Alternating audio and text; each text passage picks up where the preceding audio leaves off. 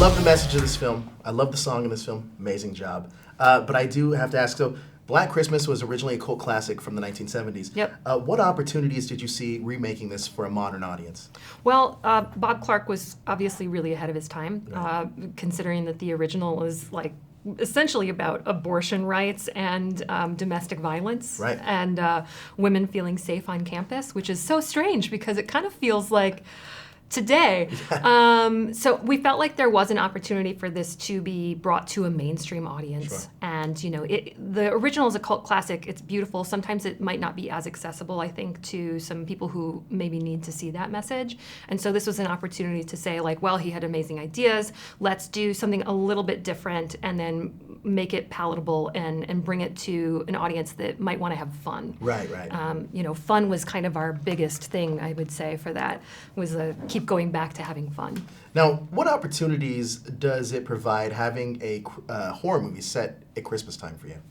Well, I love Christmas. I also hate Christmas. It is a scary, depressing, dark time, but also so cheerful. Right. And having a horror film in that, first off, you have these amazing visuals to draw from because Christmas itself is kind of strange. Sure. And the images are strange, especially if it's in like a religious connotation. But also, you know, nothing is better than red blood on white snow. Facts.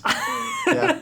It is a well-known fact. And so I think that having the juxtaposition of cheerful and dark is something that I've always been drawn to, and as a lapsed Catholic, and it's something that I am drawn to in all films too. You know, like the Shane Blackness of Right. things. It's the subversiveness is there. Now, correct me if I'm wrong, is there a small Easter egg in the film with the original killer from Black Christmas, how the girls all had his weapons towards the end of that last fight scene? It's a big one. It's a big Easter egg. You're saying it's a small one. It's I mean, a big Easter egg. right, right. Yeah, we planted a few more kind of subtle ones here and there, and hopefully people can kind of find those. But it was definitely a very overt thing that we did, having a reversal happen with the feminine masculine in this. Now, one of the issues that you guys touch upon too is women not being believed after an attack or trauma.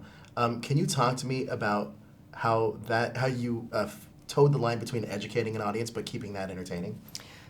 That was actually really hard. And Sophia and I had to do a lot of read-throughs back and forth to make sure, because there are fights and there are people who are making points that are valid on all sides. And you have to kind of make sure that you have all those things in there while still keeping it scary. And that was, I would say, one of the more difficult things. And it really just came with a lot of practice and continuing to go through it and decide how much was too much. And it, I think, turned out exactly how we needed it to, which is enough where it is overt, where people know that is what's going on, but there's still some nuance to be left for the discussion of later on too.